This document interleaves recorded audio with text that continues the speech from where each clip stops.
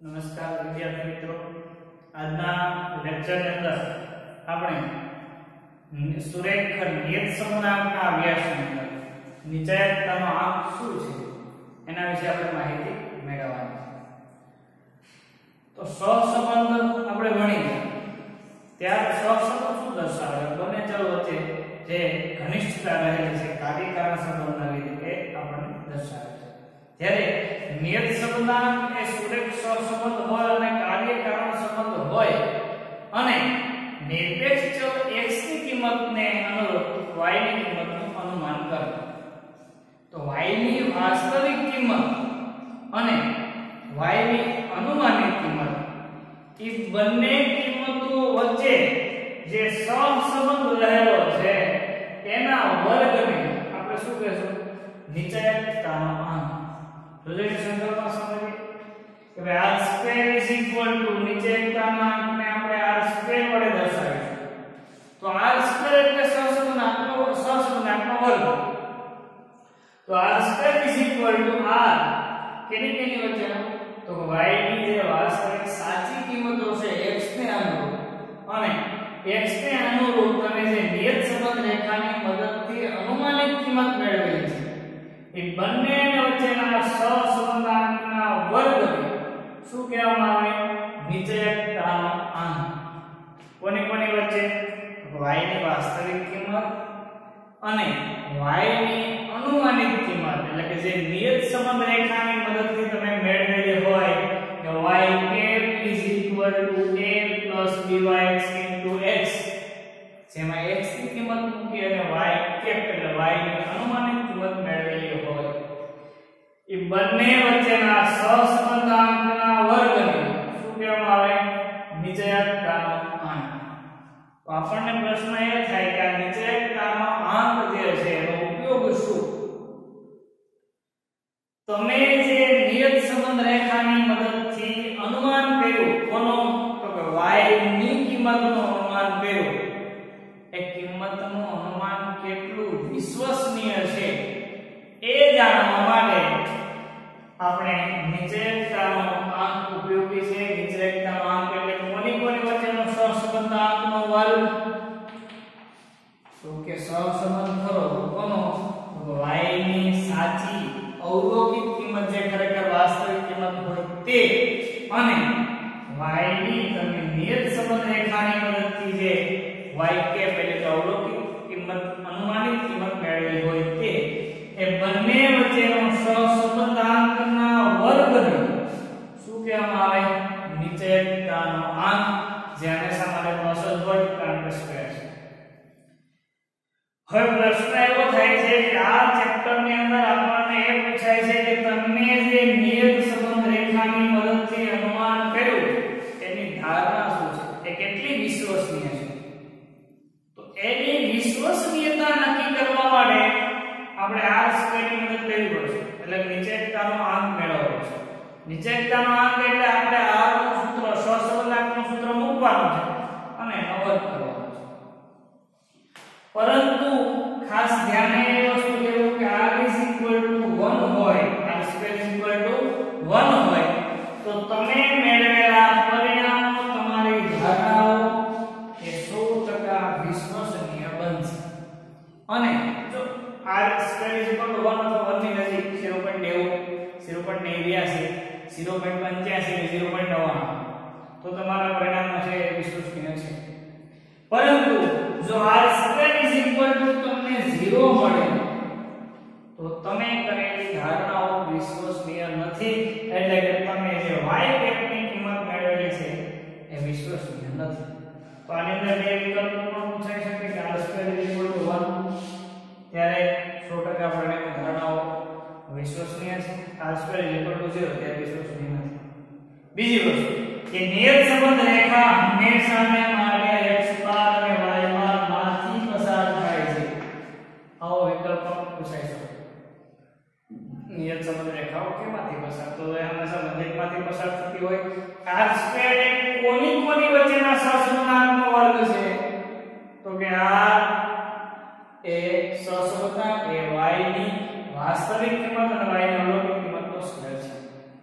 એક ઉદાહરણ લઈએ આપણે સહસંબંધ ભણી ગયા એ તો ખાલી આપણે વર્ક કરવાનો પેલો સહસંબંધ મેળવીને વર્ક કરો તો પણ કંઈ પ્રશ્ન નથી જોઈએ આપણે કારીગરના અનુભવ વર્ષમાં પેલું છે એક આપણા માટે છે અને માસિક એનો પગાર એ પણ આપણે વાય છે આ માહિતીની મદદથી આપણે નિચેકતાનો અંક મેળવી અને એના પરથી નિયત સંબંધની ધારણા નજીક ચકાસવાની છે એટલે જો એકની નજીક હશે તો 100% વિશ્વસનીય અને 0 ની નજીક હશે તો વિશ્વસનીય નથી તો સૌપ્રથમ આપણને ખબર છે કે આપણે x બાર અને y બાર મેળવ્યા પછી આપણો r છે એની નજીક આપણે જવું પડશે તો સૌપ્રથમ x બાર મેળવીએ સિગ્મા x = 85 છે n બરાબર કેટલા છે 1 2 3 4 5 6 7 તો 85 / 7 x બાર બરાબર 12.14 y બાર 148 / 7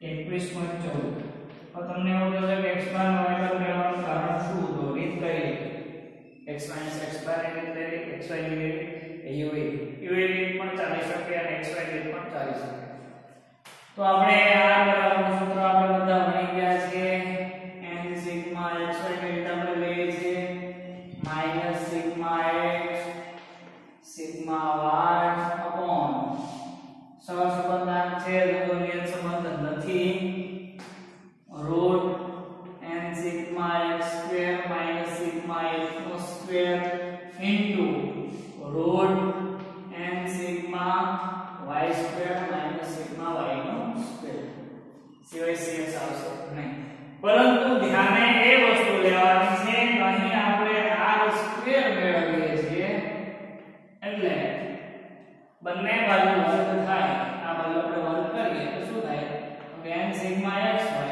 minus sigma x into sigma y આનું શું થશે સ્ક્વેર અને આ છે રૂટમાંથી બહાર નીકળી જશે sigma x square minus sigma x નો square into n sigma y square minus sigma y નો સ્ક્વેર જો આ વસ્તુ ન સમજાય તો આપણે આ વેરિયેબલને છેલ્લે પણ વર્ક કરી શકીશું એટલે ઉપરનું પદ છે વર્ગમૂળની બહાર જેટલાનો વર્ગ છે અને નીચેનું પદ છે વર્ગમૂળમાં તો એટલે વર્ગમૂળને આપણે બહાર કરીએ ગણતરી કરીએ તો આપણે સૌપ્રથમ કોઈ કરવું પડે xy ની પછી x સ્ક્વેર અને y સરળતા માટે મેં ગણતરી દર્શાવેલી છે અને આગળ આપણે ભણી ગયા છે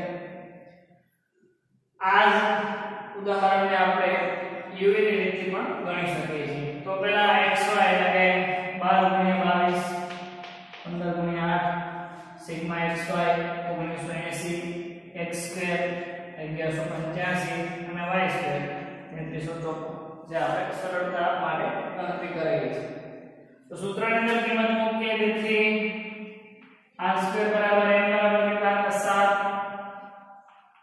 7 ગુણ્યા સિગ્મા xy કેટલા મળેલા છે 1980 માઈનસ સિગ્મા x કેટલા મેળવ્યા 85 એના ગુણ્યા 148 એનો શું કરવાનો છે સ્ક્વેર ત્યાર પછી સિગ્મા x સ્ક્વેર કેટલા મેળવ્યા 185 માઈનસ સિગ્મા x નો સ્ક્વેર એટલે 85 નો વર્ગ 72 પછી સોરી એના આવશે n સિગ્મા x સ્ક્વેર બરાબર છે 185 ગુણ્યા 7 બરાબર 82 માઈનસ સિગ્મા x નો સ્ક્વેર એટલે 85 નો વર્ગ 72 25 ગુણ્યા n સિગ્મા y સ્ક્વેર 3354 ગુણ્યા 7 3354 ગુણ્યા 7 23 4 78 માઈનસ સિગ્મા y નો સ્ક્વેર. સિગ્મા y કેટલા હતા? 148 નો વર્ગ 21904. ચાલો આગળ વધીએ. r સ્ક્વેર બરાબર ચલો ગુણાકાર કરીએ 1980 ગુણ્યા 7 બરાબર 1360 માઈનસ 85 ગુણ્યા 148 12,580 છેદમાં 8295 ગુણ્યા 7225 8295 સોરી માઈનસ 7225 1070 ગુણ્યા 23,478 માઈનસ 21,904 તો 1594. અહીંયા આપણે જોઈએ બેનો શું હતો તો કે વર્ગ બાકી છે, તેથી r સ્ક્વેર બરાબર 13,860 માઈનસ 12,580 તો 1280. એમાં શું કરવાનું છે? સ્ક્વેર છેદમાં 1070 ગુણ્યા 1594 એ 68,4180 r સ્ક્વેર બરાબર 1280 નો સ્ક્વેર એટલે 1,63,84,00 છેદમાં 1,68,4180 આગળ કરીએ. આएगा 1,68,4180 તેથી r square is equal to 0.97. હવે વિદ્યાર્થી મિત્રો આપણે એક વસ્તુ જોઈ કે સહસંબંધાંકનું સૂત્ર આપણને ખબર હતું. જો તમે સહસંબંધાંક મેળવો અને બંને બાજુ સ્ક્વેર કરતા જાઓ છેલ્લે જવાબનો સ્ક્વેર કરશો તો પણ જવાબ એક જ આવશે, અથવા અંશનો પદ છે એનો સ્ક્વેર કરો નીચે જઈને રૂટમાંથી બહાર કાઢો તો પણ જવાબ સેમ આવશે. તો નીચે આપેલાનો આંક is equal to r square is equal to 0.97 અને કોની નજીક છે 1. આપણને ખબર છે જો નીચે આપેલાનો આંક 1 ની નજીક હોય તો પરિણામ નિયત સંબંધની ધારણા આનો અર્થઘટન લખવાનું છે. નિયત સંબંધની ધારણા 1 ની નજીક હોવાથી કેવી છે? 100% વિશ્વસનીય છે.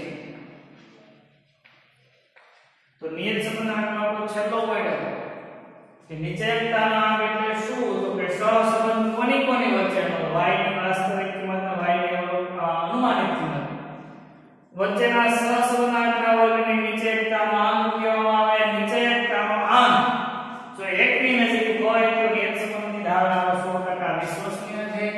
નિયત સંબંધની ધારણા વિશ્વસનીય ક્યારે નથી? તો કે r square is equal to તમને ત્યારે 0 મળે.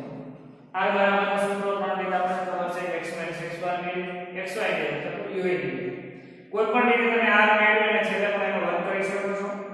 જો r સ્ક્વેર છે એ 1 ની નજીક આવશે તો પરિણામ તમારી ધારણાઓ છે એ વિશ્વસનીય છે. r square is equal to 0 ની નજીક આવશે તો તમારા પરિણામો વિશ્વસનીય નથી. તો આપણે લાસ્ટ પોઈન્ટને ધ્યાનમાં રાખો કે ભાઈ નિયત સંબંધાંકની ધારણાઓ યોગ્ય છે કે નહીં તપાસો ત્યારે આપણે r સ્ક્વેર મેળવવાનો છે. તો r સ્ક્વેર ના જેટલા દાખલાઓ છે એની ગણતરી કરવાની છે. byx ની ત્રણ રીતો ગણ્યા x - x બાર ની, ત્યાર પછી xy ની, u ની, cy cx ની રીતનો ઉપયોગ આપણે કર્યો. સહસંબંધાંકની મદદથી નિયત સંબંધ રેખા નિયત સંબંધાંક મેળવો, ત્યાર પછી સહવિચરણનો ઉપયોગ કર્યો અને લાસ્ટ ની અંદર છેલ્લા લેક્ચરમાં આપણે નીચે આપેલાનો આંક છે એની જરૂર શા માટે? તો કે કે આપણે જે કંઈ પણ અવલોકિત કિંમત અને અનુમાનિત કિંમત મેળવેલી છે એની વિશ્વસનીયતા કેટલી છે એના માટે આપણે નીચે એકતાનો આંક જરૂર છે. કોની કોની વચ્ચેનો સહસંબંધાંકનો વર્ગ છે? તો કે y ની વાસ્તવિક કિંમત એટલે કે અવલોકિત કિંમત અને y ની અનુમાનિત કિંમત વચ્ચેના સહસંબંધાંકના વર્ગને શું કહેવામાં આવે? નીચેકતાનો આંક. તો હવે નીચેકતાનો આંકના જેટલા દાખલાઓ છે તમારે ગણતરી કરવાની રહેશે.